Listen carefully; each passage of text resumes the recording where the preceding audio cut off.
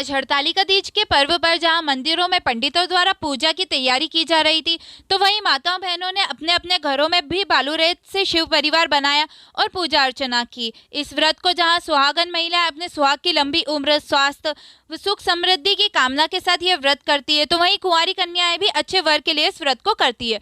हरतालिका तीज का पर्व भगवान शिव और पार्वती के अटूट रिश्ते को ध्यान में रखते हुए किया जाता है। इस व्रत को करने से भगवान शिव और पार्वती का आशीर्वाद प्राप्त होता है।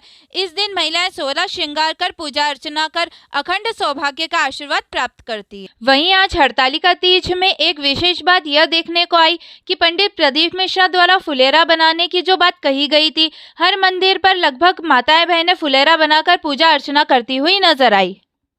दीर्घायु के लिए व्रत रखती हैं, कुंवारी कन्याएं अच्छे वर की कामना करती हैं व्रत रख करके, और इसमें बिना पानी पिए व्रत किया जाता है। जिनसे अगर रहते नहीं बनता है तो वो थोड़ा बहुत चाय नाश्ता ले लेते हैं।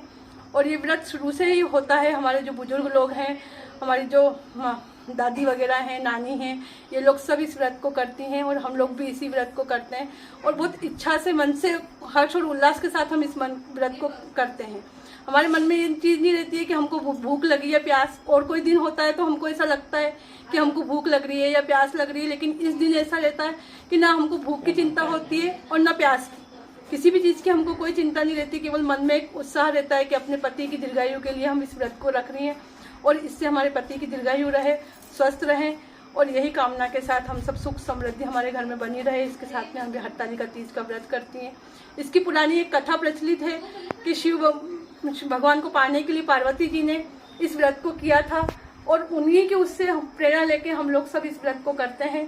शिव भगवान को पाने के लिए पार्वती जी ने इस व्रत को किया। उनकी सखियों के साथ में जाके गुफा में उन्होंने छिप करके इसकी व्रत की पूजा विधि करी थी और पूरा अनुष्ठान किया था, क्योंकि उनके पिता उनकी जो विवाह है वो विष्णु भगवान के साथ में कराना चाह रहे थे। और राजा हिमाचल और रानी मैना की इच्छा थी कि उनका विवाह विष्णु भगवान के साथ हो जाए, लेकिन माता पार्वती जी शुरू से ही भगवान भोलेनाथ को अपना पति रूप में स्वीकार कर लेती हैं। मन ही मन में वो चाहती हैं कि मेरे पति भोलेनाथ रहें, और इसी के लिए वो जब उनको मालूम पड़ता है कि उनका विवाह विष्णु भगवान से तय हो गया है तो वो बहुत दुखी होती हैं। और दुखी होने के साथ साथ मन में बहुत दुख होता है। तो ये बात उनकी सखियों को बोलती हैं कि मुझे बहुत दुख हो रहा है कि मेरे पिता ने मेरा विवाह विष्णु भगवान के साथ तय कर दिया है और मैं मन ही मन शंकर भगवान को अपना पति मानती हूँ और मैं ऐसा नहीं कर सकती हूँ। तो उनकी जो सखियाँ थी दोनों, वो सखियाँ उनको वहाँ से ले जाती हैं और गुफा में रख करके उनसे बोलती हैं कि अब आप जैसा चाहो वैसे यहाँ गुफा में आपको कोई भी नहीं ढूंढेगा और आप अपनी पूजा कर सकती हैं। तो माता पार्वती ने वहाँ पर पहले बिना मतलब खाना पीना, फल फ्रूट खा के पूजा करी, लेकिन फिर भी उनको फल नहीं मिला। तो उन्होंने आखिर में जल का भी त्याग कर दिया। बारिश के मौसम में वो बाहर गुफा से बाहर तपस्या करती थी, और जब बारिश के बाद में गर्मी होती तो धूप में तपस्या करी, सर्दियों में तपस्या करी। ऐसे तीनों मौसम में तपस्या उन्होंने इतनी ज़्यादा करी कि आखिर में जब हरतालिका तीज आई तो भगवान भोलेनाथ को उनको दर्शन देने पड़े। और भगवान ने पूछा कि क्या हुआ, क्यों तपस्या कर रही हो, इतनी क्या बात है।